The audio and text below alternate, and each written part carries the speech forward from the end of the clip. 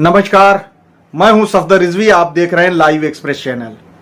आपसे गुजारिश है कि इस चैनल को सब्सक्राइब करें, लाइक करें, शेयर करें और कमेंट करें। आज हमारे साथ बातचीत के लिए शेयर मार्केट के एक्सपर्ट जिनेश मेहता जी हैं। जिनेश मेहता जी ने बहुत सारी किताबें लिखी हैं और जिस तरह से एक डॉक्टर मरीज की नब्ज को पकड़ के ये बता सकता है कि उसको कौन सी बीमारी है और उसका क्या इलाज उचित है, उसी तरह से जिनेश मेहता कैंडलस्टिक और दूसरे बाजार के व्यवहारों से ये जान लेते हैं कि कब मार्केट गिरने वाली है और कब मार्केट अप होगी। जिनेश मेहता ने बहुत बार ऐसा विश्लेषण किया है कि मार्केट कितने अंक पे जाकर ऊपर जाएगी और कितने अंक नीचे जाएगी। लेकिन चुनाव से पहले जो एग्जिट पोल आया और मार्केट ऊपर गई, उसके बाद 4 जून को जिस तरह से मार्केट धड़ाम हुई, ये अनएक्सपेक्टेड था। इसमें लोगों को नुकसान हुआ और 45 लाख करोड़ का लोगों को नुकसान हुआ है, जो मार्केट से आंकड़े आए हैं। हम जानना चाहेंगे जिनेश मेहता जी से कि इस पर आप क्या कहना चाहेंगे। क्या आपको पहले से ये लग रहा था जब एग्जिट पोल आया कि मार्केट ऊपर जाएगी? एग्जैक्टली सर, मुझे लगता था कि जब भी एग्जिट पोल आया, क्योंकि उसमें 350 सीट बता रही थी भाजपा की, तो डेफिनेटली एज पर टेक्निकल भी काफी अच्छा मूव था। मंडे को काफी अच्छा मूव आया। लेकिन साथ में अगर आप देखें तो न्यूज के साथ अगर हम बात करें तो काफी लोग इमोशंस पे वर्क करते हैं। तो जो भी लोग इमोशंस पे वर्क करते हैं उनका घाटा होगा डेफिनेटली, क्योंकि एग्जिट पोल के हिसाब से तो मार्केट ऊपर ही रहना चाहिए था।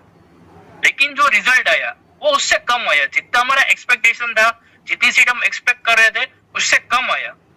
तो उसकी वजह से मार्केट में फॉल देखने को मिला। काफी लोग को ऐसा लग रहा है कि उसकी वजह से देखने को मिला। लेकिन इस पर हम टेक्निकल बात करें तो वो फॉल सही था।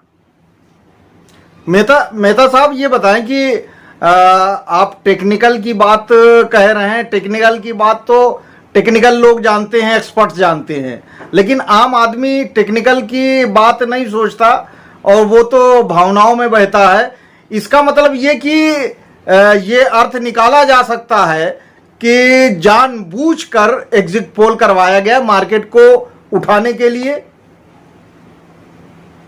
इस पे तो मेरी कोई विशेष टिप्पणी नहीं है, क्योंकि ऐसा हो भी सकता है कि एग्जिट पोल बड़ा अच्छा आया, एग्जिट पोल का रिजल्ट अच्छा आया, उसकी वजह से ऊपर गया होगा। लेकिन देखो, मैं अपने हिसाब से अगर मैं एक ट्रेडर हूं तो मैं इमोशंस पे नहीं बेचता। लोग बेचते होंगे लेकिन मैं इमोशंस पे नहीं चलता हूं। हो सकता है ऐसा पॉसिबिलिटी भी है कि एग्जिट पोल की वजह से मार्केट ऊपर आया हो। पॉसिबिलिटी सबकी है, लेकिन उस पर मैं टिप्पणी करना नहीं चाहूंगा। नहीं मेहता साहब, सवाल ये उठता है कि जब हर तरफ से ये शोर उठ रहा हो कि जो सरकार आने वाली है, जो सरकार बनने वाली है, और इस पार्टी को, खासकर रूलिंग पार्टी को बहुत ही ज्यादा सीटें आने वाली हैं, तो ऐसे में तो मार्केट का उठना स्वाभाविक ही है। जिसने भी सुना होगा उसने यही अंदाजा लगाया होगा कि मार्केट उठेगी। डेफिनेटली सर, सभी लोगों को ऐसा ही सोचा होगा, क्योंकि वो इमोशंस पे वर्क करते हैं ना। पहले ही हमने बात कर दी कि सभी लोगों ने ऐसा सोच लिया होगा कि भाजपा ही आने वाली है, 400 पार होने वाला है, तो डेफिनेटली मूव आएगा। अच्छा, लेकिन वो मूव, लेकिन काफी लोगों ने कैसा सोचा कि ट्यूसडे को मूव आएगा, रिजल्ट के दिन मूव आएगा। लेकिन एग्जैक्टली हुआ क्या? ट्यूसडे को नहीं आया मूव, रिजल्ट के आगे के दिन मूव आ गया। तो इसका मतलब क्या हुआ कि जो भी लोग मार्केट से परिचित है उनको पता होगा कि मार्केट कभी भी इंस्टेंट रिएक्शन नहीं देता है। वो या तो रिजल्ट के बाद रिएक्शन देगा या रिजल्ट से पहले देगा। मेहता साहब, आगे की बात हम कर रहे हैं, उससे पहले एक कि हमारे प्रधानमंत्री नरेंद्र मोदी जी, इनकी बातों पर लोग तो विश्वास करते ही होंगे, हमें जो लगता है, और आप भी शायद विश्वास करते होंगे।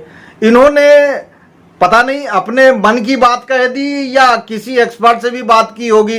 इन्होंने कहा कि मार्केट तो इतने ऊपर चला जाएगा, शेयर मार्केट के जो कंप्यूटर वगैरह सिस्टम है वो सब फेल हो जाएंगे, लोगों को पास शायद पैसा रखने के लिए जगह ना रहे। तो इनकी बात पे जो लोग विश्वास करते हैं, पूरा कैंपेन जिसने देखा, इनकी बातों पे इनको वोट दिया, तो क्या आपको नहीं लगता है कि उनकी बातों पर लोगों ने विश्वास किया होगा और उन्होंने जो है इन्वेस्ट किया होगा? 4 जून जैसा आपने कहा, जिस दिन चुनाव का नतीजा आएगा, आप उस हफ्ते भर में देखना कि यानी भारत का स्टॉक मार्केट के लिए उसके सारे जो उनके प्रोग्रामिंग के जो प्रोग्रामिंग वाले सारे उनके थक जाएंगे। डेफिनेटली तो काफी लोगों ने इन बातों पर विश्वास भी किया होगा, और लोग हैं तो उन्होंने तो देखो, मोदी जी ने आके कैंपेन में बताया था कि 4 जून के बाद मार्केट शूटअप करेगा, लेकिन ऐसा हुआ नहीं। तो काफी लोगों ने ये सोच के भी पैसा लगाया होगा, किसी से उधार लेके लगाया होगा, तो उन सभी का नुकसान हो गया क्योंकि उसके पास नॉलेज ही नहीं है। अगर आप मार्केट में नॉलेज के बिना ट्रेड करोगे तो डेफिनेटली आपको लॉस ही होगा। आपको नॉलेज होना चाहिए इतना कि सिर्फ बातों पे नहीं चलता मार्केट। देखिए टेक्निकल्स पे चलता है। मेहता साहब, टेक्निकल आदमी आप हैं, यू आर एक्सपर्ट, लेकिन हर आदमी तो एक्सपर्ट नहीं है ना। अच्छे एक्सपर्ट इस समुद्र जो शेयर बाजार को कहा जाता है उसमें डूब जाते हैं। तो एक तरह से अगर कहा जाए, मोदी जी एक्सपर्ट नहीं थे, लेकिन उनके उकसाने पे या उनके बताने पे या उनकी एडवाइस पे जिन लोगों ने पैसा लगाया, जैसा कि आपने कहा, कुछ लोगों ने उधार लेके लगाया होगा, कुछ लोगों ने कहीं से इंतजाम करके लगाया होगा, कुछ लोगों ने अपनी संपत्तियां और चीजों को बेच के लगाया होगा, क्योंकि जो एक्सपेक्टेशंस थी, जो मोदी जी ने जो ख्वाब दिखाया था कि एक बहुत बड़ा अमाउंट मिलने वाला है, यानी 1 का 10 भी हो सकता था, लोगों ने ये सोचा होगा। तो क्या आप इसके लिए इन पॉलिटिकल लोगों, खासकर मोदी जी के जैसे लोगों को जिम्मेदार ठहराते हैं, और लोगों को इन लोगों से, चूंकि एक्सपर्ट नहीं है तो इन लोगों से दूर रहना चाहिए, क्या कहेंगे आप? देखो, मैं तो ऐसा बता रहा हूँ कि आपके माध्यम से मैं आप सभी लोगों को ऐसा बताना चाहूंगा कि आप ऐसी बातों पे ना उलझे कभी भी मार्केट में, आप न्यूज में मत चलेगा कभी भी मार्केट में। आपको जो भी चीज बता रही है इस पर टेक्निकल, तो आप किसी टेक्निकल एक्सपर्ट की हेल्प लीजिए। इसी बातों में ना ही आए तो बेहतर है। और कोई भी इवेंट है तो इवेंट में अगर आप इन्वेस्ट करते हो तो आप लॉन्ग टर्म देखिए, वरना आप ट्रेड मत कीजिएगा। मुझे लगता है आपको इवेंट को प्ले नहीं करना चाहिए, किसी भी बात की आवेश में आके आपको ट्रेड नहीं करना है मार्केट में। अच्छा मेहता साहब, पूरे घटनाक्रम से ऐसा लग रहा है कि जिन लोगों ने मार्केट को ऊपर करवाया, कुछ लोग तो थे जिनको पूरी जानकारी थी कि ये मार्केट ऊपर जाएगी एग्जिट पोल के बाद, और जब रिजल्ट आएगा, हकीकत सामने आएगी तो नीचे धड़ाम हो जाएगी। तो ऐसा एक बड़ा वर्ग रहा होगा जिसने जो है करोड़ों रुपए जो है जब अप हुई तो उसमें कमाया होगा इन्वेस्ट करके। वो कौन सा वर्ग रहा होगा, उसके बारे में थोड़ा सा आप। डेफिनेटली उसमें तो बड़े बिजनेसमैन होंगे या फिर कोई भी ऑपरेटर्स होंगे जिन्होंने पैसा बनाया होगा, क्योंकि उनको पता रहता है कैसे, कहां से क्या रिजल्ट आएगा तो क्या होगा, या फिर एग्जिट पोल आएगा तो क्या होगा, क्योंकि उसके पास इतने पैसे है कि वो आसानी से खेल सकते हैं। लेकिन इसमें लोगों का घाटा होगा जो लोग रिटेलर्स है, जो छोटे आदमी है, उन लोगों ने पैसे गंवाए होंगे। जिन लोगों ने भी पैसे गंवाए, उन सभी के पैसे किसके पास गए? तो सभी काफी बड़े बिजनेसमैन होंगे जिनको पता रहता है कि क्या होने वाला है और क्या रिजल्ट आएगा एक्चुअली। तो ये पर्दे पीछे का खेल है पूरा। मेहता साहब, आपने बहुत सही बात कही। आपकी बात से एकदम साफ हो जाता है कि बड़े घराने जिनके पास पैसे की अथाह है, पैसों की कमी नहीं है, उन्होंने इस इवेंट पे कमाया भी, और जो है लोगों, वो जो गरीब लोग थे जो मार्केट के बिहेवियर से पूरी तरह वाकिफ नहीं है, उन्होंने अपने पैसे को गंवाया। अब सवाल ये उठता है कि क्या सेबी को इस तरह के बहकावे जो लोग बहकाते हैं उस पर क्या सेबी कोई गाइडलाइन नहीं है जिससे उनके खिलाफ कदम उठाया जाए जिन लोगों ने बहकाया? क्योंकि सेबी ही रक्षा करेगी इन्वेस्टरों की, ट्रेडर्स की। तो ऐसे में सेबी का क्या रोल बनता है? फर्स्ट ऑफ ऑल तो मैं लोगों को ये बताना चाहूंगा कि अगर आप किसी की एडवाइस भी ले रहे हो या फिर किसी को फॉलो कर रहे हो, तो आपको ये पता होना चाहिए कि वो जो भी आदमी है वो सेबी रजिस्टर्ड है या नहीं है। क्योंकि सेबी की पूरी एग्जाम्स आती है, तो जो भी लोग एनालिसिस करते हैं वो परफेक्टली सेबी रजिस्टर्ड होने चाहिए। सेबी रजिस्टर्ड होने के बाद ही आप एडवाइस दे सकते हो, सेबी रजिस्टर्ड होने के बिना आप एडवाइस नहीं दे सकते हो। देखिए मेहता साहब, आपने बड़ी टेक्निकल बात कह दी। अब मोदी साहब तो अपनी जेब में सारे सेबी रजिस्टर्ड को जेब में रखते हैं, तो उनकी जेब में है क्या? मोदी साहब के खिलाफ जो सेबी रजिस्टर्ड नहीं है, जिन्होंने एडवाइस दी डायरेक्टली या इनडायरेक्टली, क्या उनके खिलाफ सेबी एक्शन ले सकता है? उस पे तो मुझे देखो, उस पे मैं विशेष टिप्पणी नहीं करना चाहूंगा, क्योंकि क्या होता है कि जो छोटे रिटेलर्स होते हैं, जो छोटे एडवाइजर होते हैं, उनके ऊपर सेबी कार्यवाही करती है अगर वो सेबी रजिस्टर्ड के बिना एडवाइस देते हैं तो। लेकिन इसमें मैं नहीं बताना चाहूंगा कि क्या होगा। वो अगर चाहे तो एक्शन ले सकती है सेबी, क्योंकि देखो अभी मोदी जी ने तो ऐसा सिर्फ बताया था कि 4 जून के बाद मार्केट शूटअप होगा, फॉलो करना नहीं करना वो अपने ऊपर है। तो मेरे आपके माध्यम से एक ही चीज मैं बताना चाहूंगा लोगों को कि आप जितना हो सके उतना फाइनेंस का नॉलेज लीजिए, आप बुक्स रीड करें, ताकि आपको पता चले कि आपको कैसे वर्क करना है। अगर आपको मार्केट में सही में ट्रेड करना है या इन्वेस्ट करना है तो आप फर्स्ट नॉलेज लीजिए, उसके बाद आप ट्रेड कीजिए, इन्वेस्ट कीजिए। मेरी यही राय है लोगों को। अच्छा मेहता साहब, चूंकि आप एक एनालिस्ट हैं, अच्छे एनालिस्ट हैं, आपने अध्ययन किया है, बहुत सारी किताबें लिखी हैं और आप मार्केट को अच्छी तरह पहचानते हैं। अगर यही एडवाइस आपसे निष्पक्ष टिप्पणी चाहिए, आपको ये नहीं कि कौन पीएम है क्या है, हम निष्पक्ष टिप्पणी चाहते हैं कि अगर यही एडवाइस किसी गैर सेवी मतलब जो रजिस्टर्ड नहीं है उसने दी होती, तो क्या सेबी उसके खिलाफ क्या करता, क्या एक्शन लेता, क्या एफआईआर करवाता? नहीं, सेबी डेफिनेटली एक्शन लेता है। अगर कोई भी छोटे रिटेलर्स या छोटे एडवाइजर है, अगर एडवाइस दी होगी तो डेफिनेटली सेबी उसके अगेंस्ट जो भी अपने नियम के हिसाब से, अगर वो सेबी रजिस्टर नहीं है, उसके पास सर्टिफिकेट नहीं है, तो लीगल एक्शन लेगा सेबी, जरूरी है। नहीं मेहता साहब, मैं ये जानना चाह रहा हूँ सेबी कहां तक रही उसके खिलाफ एक्शन ले सकता है, किस तरह का एक्शन होता है वो? एडवाइस अगर आप बिना सर्टिफिकेट के दे रहे हो तो डेफिनेटली सेबी एक्शन ले सकते हैं। कुछ फाइन होता है, डेफिनेटली वो फाइन हमें पे करना होता है। अगर हमने कुछ फ्रॉड किया हो या फिर किसी ने हमारे अगेंस्ट कंप्लेन की हो तो डेफिनेटली सेबी एक्शन ले सकती है। मेहता साहब, आप एक चीज जो कह रहे हैं ओपन की कंप्लेन की हो, यहाँ तो पूरे देश भर के लोग कंप्लेन कर रहे हैं और तराई मची हुई है। जिसने भी आप मान लीजिए, आप पीएम का नाम ना लें, किसी ने अगर इस तरह की एडवाइस दी है, पीएम का नाम ना लें और होम मिनिस्टर का नाम ना लें, तो जिन लोगों ने भी इस तरह की एडवाइस दी होगी तो सेबी को जांच भी करनी चाहिए और एक्शन भी लेना चाहिए। हमारे ख्याल से ये तो हर एक इन्वेस्टर कह रहा है, क्योंकि लोग जो है बहुत ही बुरी तरह से 45 लाख तो बहुत हो गए ना, 45 लाख करोड़ रुपए। एग्जैक्टली सर, तो सेबी को एक्शन लेना चाहिए। अगर ऐसा हो रहा है, कई लोगों ने ऐसी टिप्स दी है, तो डेफिनेटली एक्शन लेना चाहिए सेबी को। अच्छा मेहता साहब, एक चीज और बताएं, जो मार्केट जहां थी वहां से लुढ़क के नीचे आ गई और फिर अब 2 दिन बाद जो है 3 दिन बाद फिर मार्केट वहीं पे चली गई, लेकिन लोगों को जो नुकसान हुआ था मार्केट के वहीं पहुंचने के बाद भी नुकसान की भरपाई नहीं हो पाई है। इसकी क्या वजह है? क्योंकि किया है कई बार है ना, अगर ऐसी इवेंट पे कई बार मैंने आगे भी देखा है और अभी आगे भी हम देखेंगे कि कई बार सिर्फ इंडेक्स मूव ही आता है, सिर्फ निफ्टी बैंक निफ्टी में ही मूव आता है, जो भी स्टॉक होते हैं वो वहीं पे वहीं होते हैं। तो कई बार ऐसा होता है कि स्टॉक नहीं बढ़ते लेकिन जो इंडेक्स आता है वो बढ़ता ही जाता है। तो कई बार ऐसा होता है, अगर आप टेक्निकल फॉलो करते होंगे, देखो रिटेलर्स तो नहीं करते होंगे, जो भी रिटेलर्स है उनको तो नॉलेज नहीं रहता होगा, लेकिन मैं उनको बताना चाहूंगा कि अगर आप चार्ट रीड करोगे तो जो भी फॉल आना था वो परफेक्टली टेक्निकल था। 1 डे की टाइम फ्रेम में वहां पे हैमर कैंडल बनी हुई थी, उसकी वजह से वो फॉल जरूरी था और वो फॉल आया, वो डिप मिला हमें। और उस डिप को देखो क्या रहता है, जो बड़े प्लेयर्स होते हैं ना वो इस डिप का वेट करते रहेंगे। जिस टाइम फॉल आया तब हमारे रिटेलर्स के पास पैसा नहीं होता है और जो बड़े प्लेयर्स है उनके पास वो पैसा डाल देते हैं उसी समय, तो हम डीप में लॉस में होते हैं। लेकिन जो बड़े प्लेयर्स होते हैं वो इसी टाइम का, इसी मौके का वेट करते रहेंगे। Yes exactly.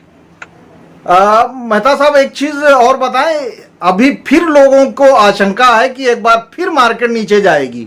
आपको क्या लगता है, ऐसे कोई कैंडल और कोई संकेत मिल रहे हैं? नहीं सर, एक्चुअली ऐसा नहीं है, क्योंकि इस पर हम टेक्निकल बात करें तो मार्केट में काफी लिक्विडिटी है, अभी काफी पैसा है मार्केट में, तो मुझे नहीं लगता कि अभी कोई नीचे मार्केट गिरेगा। काफी लोग ऐसा बता रहे कि 2024 के एंड में मार्केट नीचे आएगी या फिर थोड़े महीनों के बाद मार्केट नीचे आएगी, लेकिन मुझे नहीं लगता अभी के लिए, क्योंकि मार्केट में मार्केट पूरा लिक्विडिटी से भरा हुआ है और अपना देश ग्रोथ कर रहा है। तो डेफिनेटली जो भी कंपनीज के जो रिजल्ट आ रहे हैं वो भी काफी अच्छे आ रहे हैं, तो डेफिनेटली मुझे लगता है कि कोई अभी मार्केट नीचे नहीं गिरेगा। देखो हमें क्या फॉलो करना है, अगर मैं आपको आपके माध्यम के हिसाब से अगर लोगों को राय दूं तो आपको सिर्फ इतना फॉलो करना है, आपको डे बाय डे का करना है या फिर आपको लॉन्ग टर्म इन्वेस्टमेंट करना है। तो आपको इतना ज्यादा नहीं सोचना कि निफ्टी कहां जाएगा, ऊपर जाएगा, नीचे जाएगा। आपको पैसे बनाने हैं तो आपको सिर्फ यही देखना है कि ऊपर जाएगा या नीचे जाएगा, डे बाय डे का करके निकल जाना है। और अगर आप इन्वेस्टर हो तो आपको कोई भी स्टॉक लेके रख देना है अपने पोर्टफोलियो में। अब 2-3 साल बाद देखो डेफिनेटली आपको रिटर्न मिलेगा ही, क्योंकि अपने जो देश है वो काफी अच्छा ग्रोथ कर रहा है, जो जीडीपी नंबर है वो काफी अच्छे आ रहे हैं, तो जो भी नंबर है वो काफी अच्छे है, अपना देश ग्रोथ कर रहा है। तो मुझे लगता है कि मार्केट नीचे नहीं आएगा अभी के लिए, अभी टेक्निकल के हिसाब से तो पूरा प्लस ही रहेगा। मेहता साहब, अभी जिस हिसाब से गवर्नमेंट में उथल पुथल चल रही है, सरकार नहीं बन पाई है और अभी एकदम जब तक शपथ ना ले ली जाए तब तक कुछ नहीं कहा जा सकता। ऐसे में क्या लगता है कि मार्केट ऊपर ही रहेगी या नीचे भी जा सकती है? नहीं, मुझे नहीं लगता मार्केट नीचे आएगी, मार्केट स्टेबल रहेगी ऊपर ही। और मुझे और भी एक चीज मैं आपको बताना चाहूंगा, अगर आप रिटेलर हो, आपको नॉलेज नहीं है ट्रेडिंग का, तो आपको अवॉइड करना चाहिए इसे टाइम पे। जो इवेंट है, जब तक शपथ विधि ना हो तब तक आपको मार्केट को अवॉइड करना चाहिए। आपको कोई भी नए स्टॉक में इन्वेस्ट भी नहीं करना चाहिए या फिर आपको ट्रेड भी नहीं करना चाहिए, अगर आप अवेयर नहीं हो टेक्निकल एनालिसिस से। तो नहीं, ये कहा जाता है, जो एक्सपर्ट्स हैं उनके जरिए यही बात आती है कि जब मार्केट नीचे आए तो खरीदो, जब मार्केट ऊपर जाए तो बेच दो। तो क्या इस सिद्धांत को अपनाना चाहिए ट्रेडर्स को या नहीं अपनाना चाहिए? देखो, सिर्फ बात पे नहीं चल सकते, ये तो वॉरेन बफेट साहब ने भी बताया था कि when other are selling we have to buy और when other are buying we have to sell. तो ये वॉरेन बफेट साहब ने भी कहा था, लेकिन मैं ऐसा नहीं मानता हूँ। अभी देखो, सब सरकमस्टेंस को हमें फॉलो करना चाहिए, हमें सभी चीजों को ध्यान में लेना है। अभी गवर्नमेंट बन रही है, शपथ विधि हो रही है, शपथ विधि लेंगे श्री पीएम नरेंद्र मोदी साहब, तो डेफिनेटली मुझे लगता है कि मार्केट नीचे नहीं गिरेगा। क्योंकि अभी तो आप देखो कि अलायंस भी बन गए उनका, एनडीए का, सीके नायडू साहब भी साथ में आ गए हैं और जो दूसरे जो 6 एनडीए के वो भी मेंबर, पूरा एनडीए का पूरा अलायंस बन गया है। तो अभी तो मुझे नहीं लगता कि मार्केट नीचे गिरेगा। यानी आप ये कहना चाह रहे हैं कि अब अगर नरेंद्र मोदी जी ये कहें कि मार्केट ऊपर जाएगा तो लोगों को इस बार विश्वास कर लेना चाहिए? नहीं, ऐसी बात मैं नहीं बता रहा हूँ। देखो, मैं तो वही राय देता हूँ कि आपको किसी को भी फॉलो नहीं करना चाहिए, आपको अपना फाइनेंस का नॉलेज बढ़ाना चाहिए और आपको बुक्स रीड करनी चाहिए ताकि आपको भी पता चले। ऐसी बेतुकी बातों में आप प्लीज मत आइएगा कभी भी। कोई भी लोग बताए, आपको फॉलो नहीं करना है, आपको जो चार्ट्स दिखा रहे हैं, जो टेक्निकल्स दिखा रहे हैं, उसी को आपको फॉलो करना है। मेरी राय तो यही है। यानी आप क्लियरली आप ये कहना चाह रहे हैं कि मोदी जी पॉलिटिक्स के एक्सपर्ट हैं, पॉलिटिक्स में उनकी बात मानिए और शेयर मार्केट की बात माननी हो तो शेयर मार्केट के एक्सपर्ट से संपर्क करें, शेयर मार्केट के एक्सपर्ट से संपर्क करें या फिर आप अपना भी नॉलेज बढ़ाइए, क्योंकि इन फ्यूचर आपको बेनिफिट ही करेगा, आपको भी फाइनेंस की नॉलेज। अभी आप एक रेशियो में आपको बताता हूँ, आप स्टडी करना, यूएस में ऑलमोस्ट 50% से ज्यादा लोग मार्केट करते हैं, लेकिन वही बात अगर हम इंडिया में करें तो इंडिया में सिर्फ 3 से 4% लोग मार्केट करते हैं। तो ये भी एक पॉइंट है, ये भी एक सोचने की बात है कि हमें फाइनेंस का नॉलेज बढ़ाना चाहिए। जो भी छोटे बच्चे अगर आगे बढ़ रहे हैं, कॉलेज में आ रहे हैं, तो उनको पूरा फाइनेंस का नॉलेज होना चाहिए। लेकिन काफी ऐसे लोग हैं जिनको जो कॉलेज में आके भी उनको पूरा नॉलेज नहीं, कैसे हमें इन्वेस्ट करना चाहिए, कैसे हमें सेविंग्स करनी चाहिए, तो उस विषय पे भी हमें बात करनी चाहिए कभी भी। मेहता साहब, एज एन एक्सपर्ट आप लोगों को क्या मैसेज देंगे कि उन्हें पॉलिटिकल लोगों के बहकावे में नहीं आना चाहिए, उन्हें सिर्फ एक्सपर्ट की ही बात माननी चाहिए? मेरे हिसाब से तो मेरी यही राय रहेगी कि आप किसी लोगों की भी बात में मत आइए, पॉलिटिकल की बात में नहीं आइए, या फिर आप किसी न्यूज को भी फॉलो मत कीजिए। आप फाइनेंस के बारे में नॉलेज लीजिए, बुक रीड कीजिए, फर्स्ट आप लर्न कीजिए, फिर बाद में अर्न करना। बहुत बहुत शुक्रिया तो मेरी यही बहुत बहुत शुक्रिया मेहता साहब।